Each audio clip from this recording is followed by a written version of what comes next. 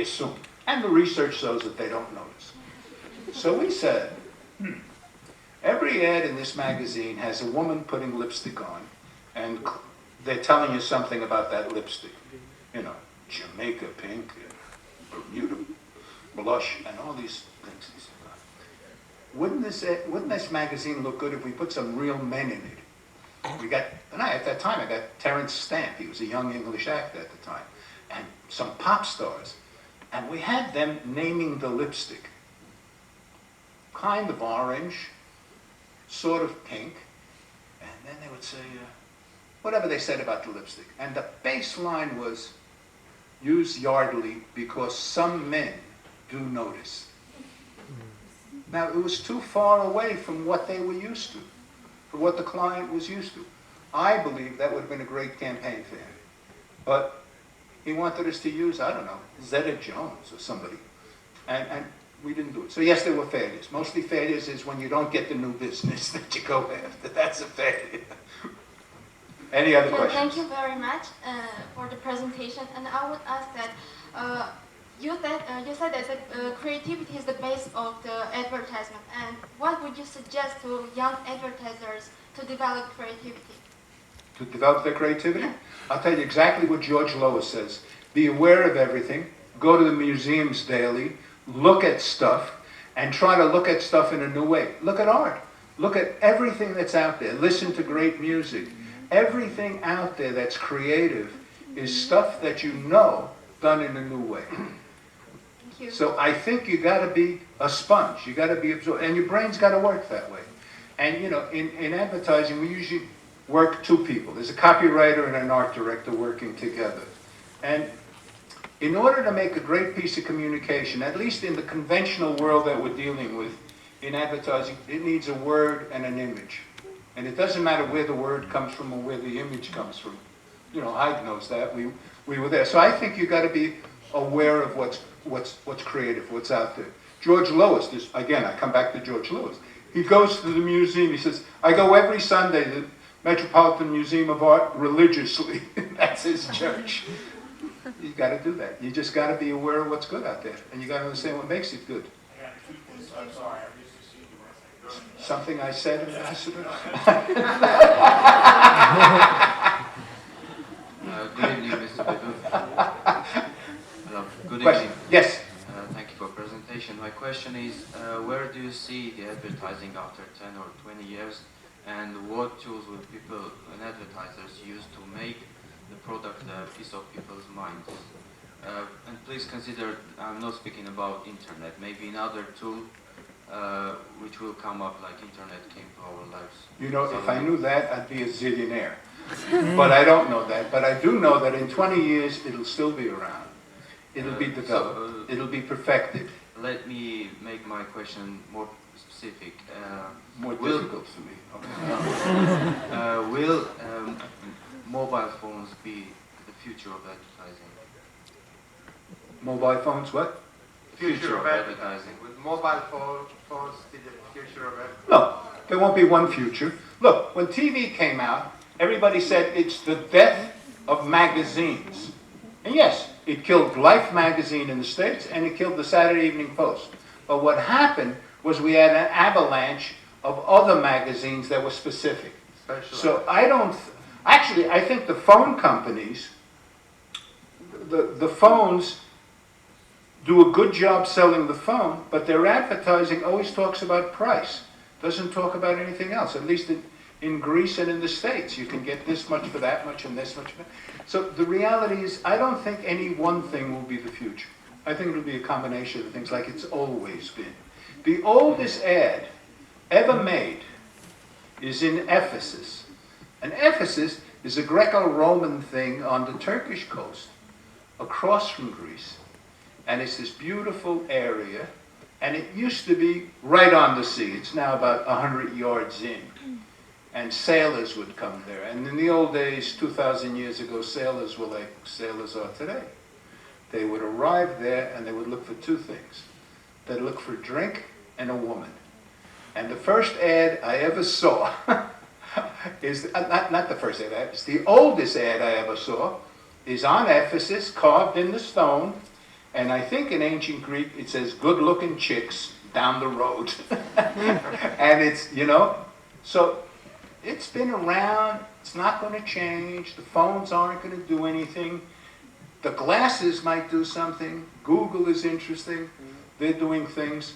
So I don't know what the future is. All I know is from what I've lived through, it's going to continue. And it's going to continue growing, and it's continue getting more complex. There is never going to be one answer. Never going to be one answer. Yes? Thank you very much for your presentation. No, that's okay.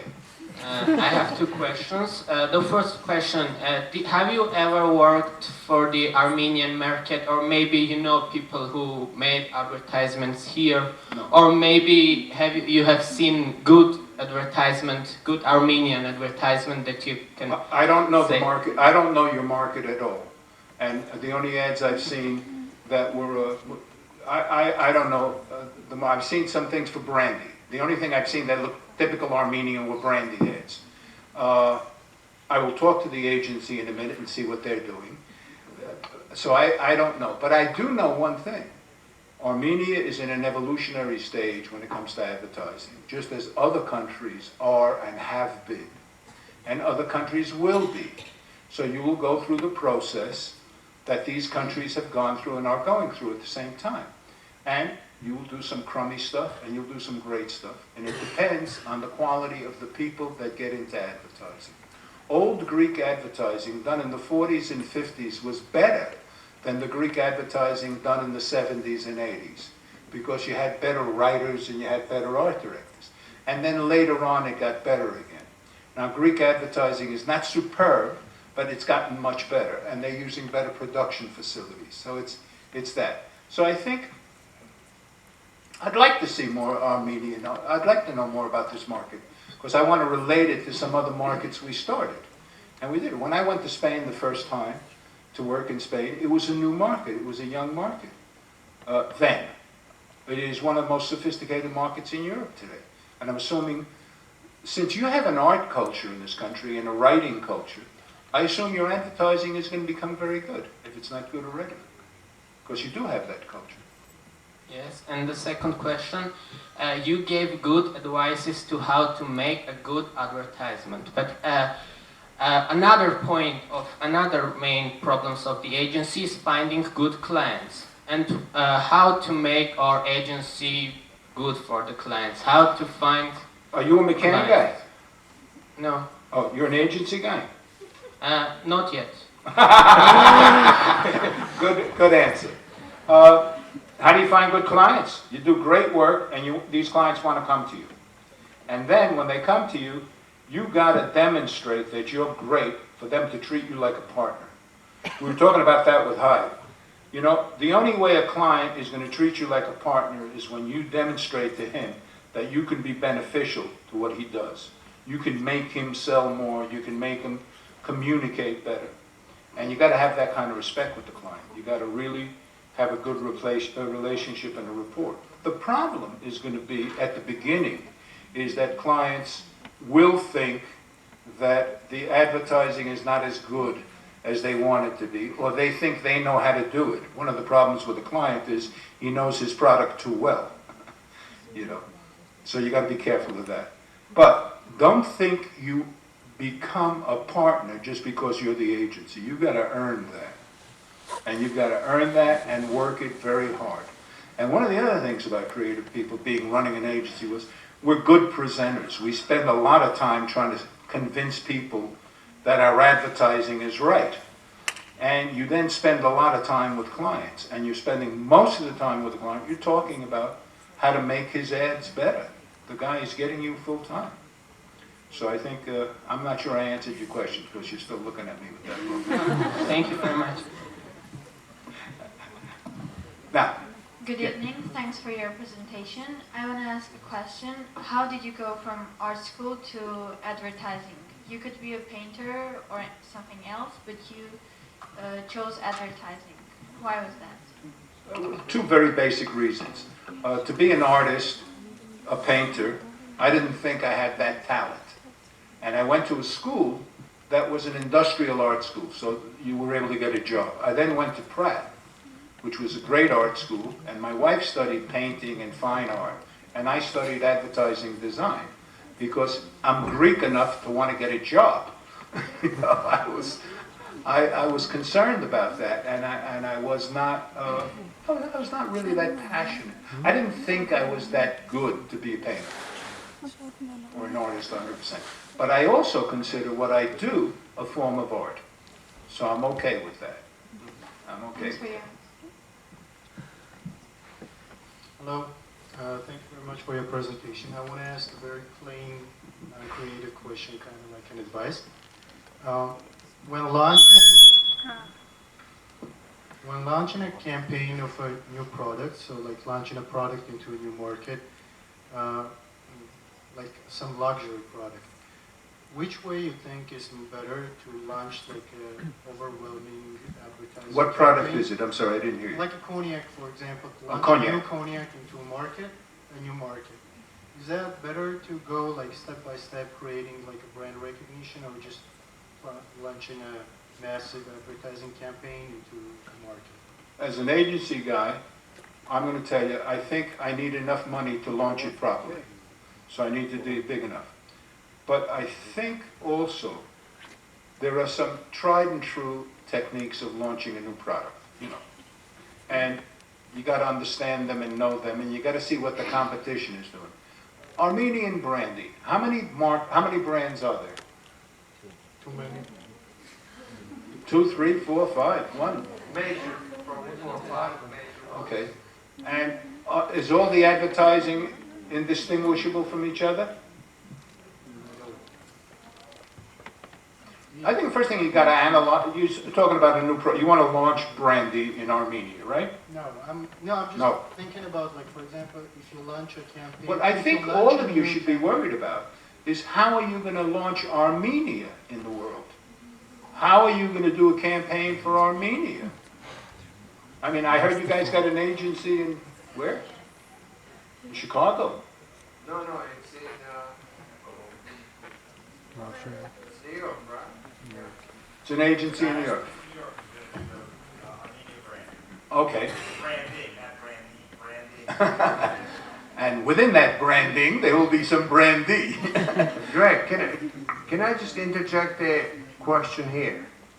Like, do you agree that when you create a new brand, whether it's a product, service, or even a country, unless you can back up, sustain, and maintain the claims and promises made on behalf of the brand, won't it backfire? Of course it will. We said that before. Look, the crux is the truth well told. What I think in doing the campaign for Armenia and finding the brand Armenia, what's the essence of Armenia? I know what the essence of Greece is, and I think we've done a bad job on advertising Greece because we change it all the time, because the politicians want to change it all the time. The best campaign ever done for that was Spain. Spain did the same advertising, basic campaign, for 30 years. I think you got to find the essence of a brand. Look, we have run in Greece brands like, campaigns like Chosen by the Gods. And that's nice. We had the Greek gods. And then you have Mykonos doing something else, then you have someplace else doing something else. So we have yet to find the one thing that you want to sum up about Greece. Armenia now. What are you going to sum up about Armenia? What's going to make somebody come here who's not of Armenian descent, who wants to visit his uncle?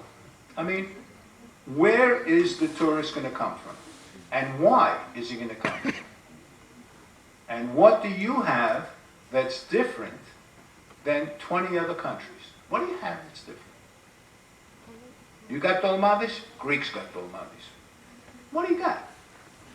Your job is to find that out, because there's something there, but you have to find it. And you have to sum it up in an enticing way. You've got to find the truth, and then you've got to tell it well. And once that happens, you'll have a campaign for Armenia. That doesn't mean you're not going to do the price-off trips. You're not going to do the planes coming over with groups.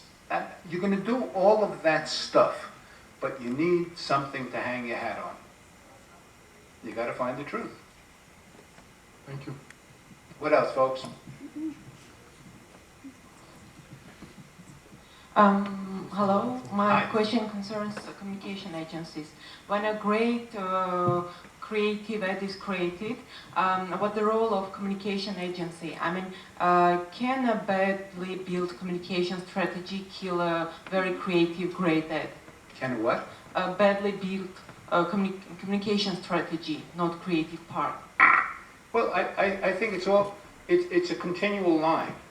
If I don't have the brief right, and if I don't understand the problem, I can't solve it. If I understand the problem and it's been articulated to me in a proper way, and it's a convincing problem, I can solve it. Or I think I can solve it. Pretty egotistical. But I got a better chance of solving it if I understand the brief. So the communication to me, the brief, is the essence. If I don't have a good brief, I mean, when Jose Luis said, Coca-Cola has brought the World Cup to Mexico, not FIFA. Well, that's a brief that's clear. You know, not easy, but that's a brief that's clear. And everything was going to be judged by those standards. Everything was going to be judged by those standards. So I think the communication strategy had better be good, or you're going to get crummy advertising. Sorry. Yes. Thank you for your speech, and I'm Ripsima, MBA second year. And my question is following. During our MBA studies and meeting with professionals, we have learned that emotion is the thing that really matters. How do you give the emotion to that simple phrase, or how do you understand that it is emotional advertising and it is going to give the feedback you really want? I'm not sure I understand the question. Somebody help me. How do you connect emotionally to your customer? Okay. Yeah. Well, it depends on what your product is. You know, some products you need emotion. But all products you need emotion. Let's get it straight. If you're selling a car, you need emotion behind that thing. And if you're selling a shoe, you need emotion behind that thing. Brands are emotion. All kinds of brands are emotion. You know, I'm passionate about my Apple computer. Why? I don't know. I think it's great. Is it great? I have no idea. Maybe another one is good. I think it's okay. I like it. I'm passionate about it. So it's all emotional. You like your shoes? What high heels do you wear? You don't wear Louboutins? Oh, it's okay. What sneakers do you wear? Skechers. Skechers. Okay. I thought they were a cleaning company. That's in London. No, look. Emotion is what we use on everything. Emotion is, you know, I'll give you an example that I like very much with emotion. All the American cars in the 60s were sold with emotion. Big muscle cars, you know, Thunderbird, Mustangs, I mean, the Caddies. And then suddenly, they're going to launch the Volkswagen in New York City. The antithesis of everything we sell cars for. Unfortunately, George Lois described it in a very bad way. It was going to be launched in New York City. He says, there is a Nazi car we're going to sell in a Jewish town. How are we going to do that? Well, how they did it was the opposite of the way everybody was selling automobiles. Guys were selling automobiles with shots that made the car look longer and all this. What does Volkswagen do? They say, how does the guy that drives the snowplow get to the snowplow? Little Volkswagen taking him there. He called it the lemon, you know. He called it think small. And he made it an intellectual car. It's just as emotional. Now, nobody that drives a Mustang could consider himself intellectual. But if you drive a Volkswagen, you can consider yourself intellectual. So I think that was an incredible twist. They had a car that made no sense compared to the market. So they took a different emotion. More microphones being passed around. I don't think that answered your question, did it? A little bit. A little bit, okay. Yes?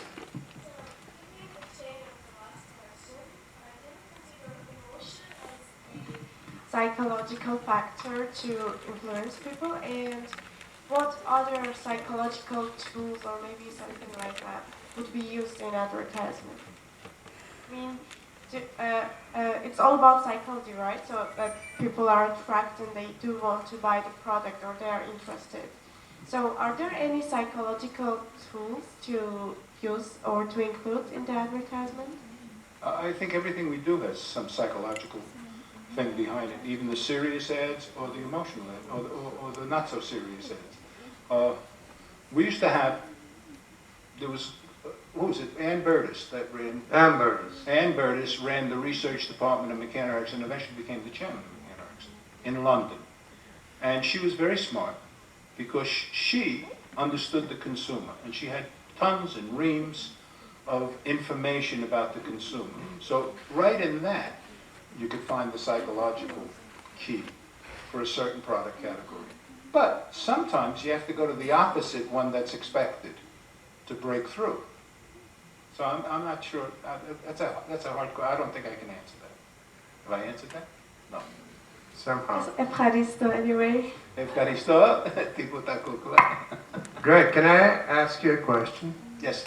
How can advertising agencies here strengthen their status, influence, and make themselves less vulnerable to creative interference by the clients here, who can be powerful but know very little about advertising and advertising ethics? In other words, do you think that, like you mentioned that you formed an association of agencies in Mexico, Well, the ones- Círculo Creativo, like something like that would help here if Well, I the think agencies... it would help only that there would be an exchange of information between the agencies and you could share information about the market and the conditions of the market.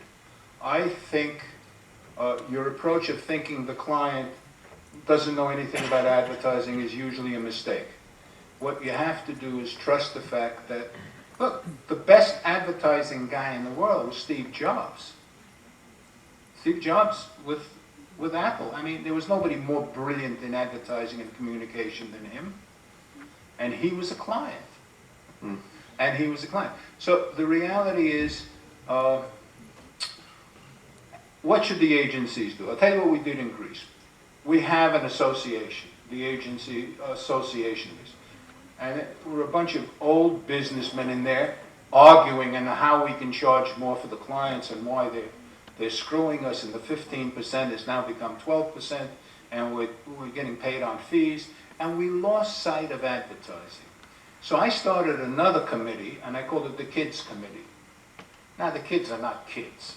They're guys 30 years old that are still in the process of not running the agencies yet. They're still making ads. And I started the Kids Committee, and that was better, where we talked about making ads. And the level of the quality of the advertising in Greece went up because of those sort of things. So I think, do you have an agency association here in Armenia? How many agencies do you have here in Armenia? Don't all answer at once. 2, 3, 4, 5, 20? Less than 10 agencies? They know each other, they talk to each other, they have an association? They're competing with each other. No association. Association is good. I think it gives you some standards that you can all follow. And you could share your pain with each other. And maybe learn from each other. There's no association as such. Well, it's early days. It's only, how long?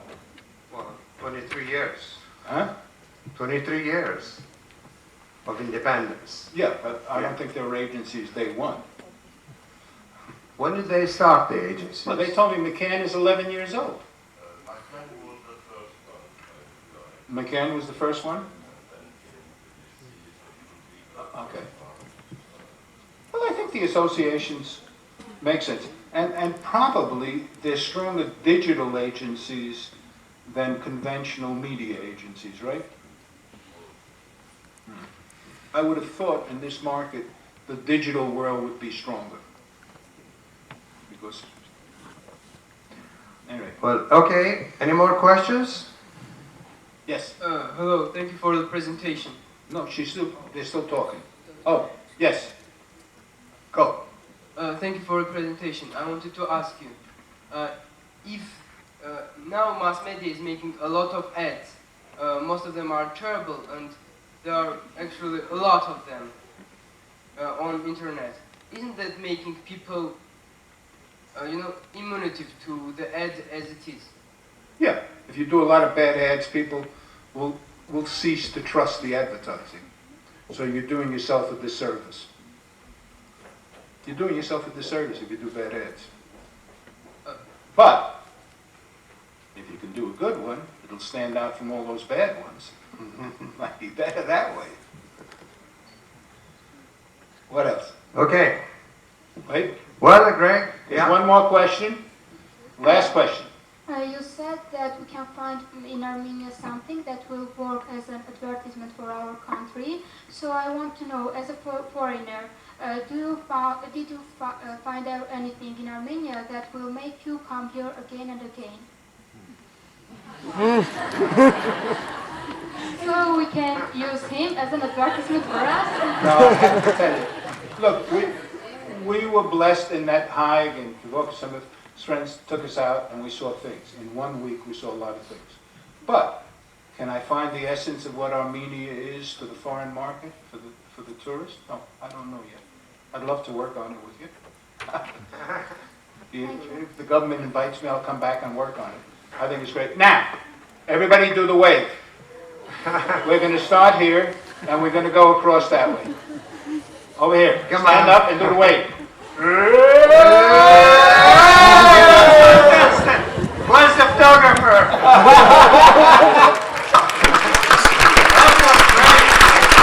One more time. One more wave.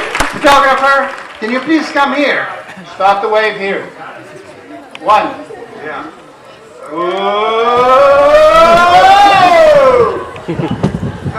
Love it.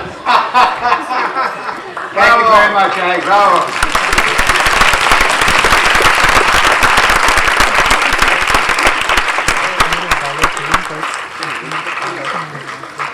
Get me a vodka.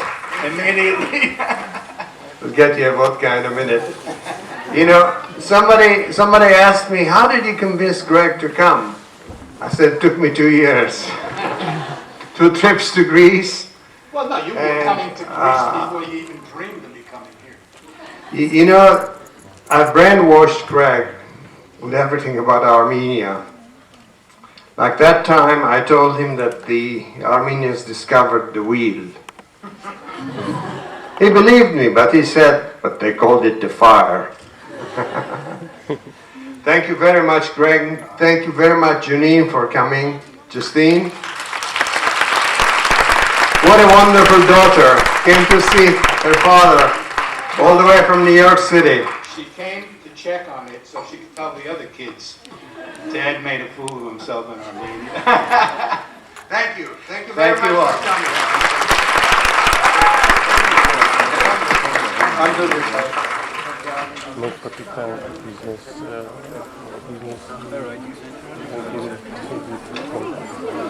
çok farklı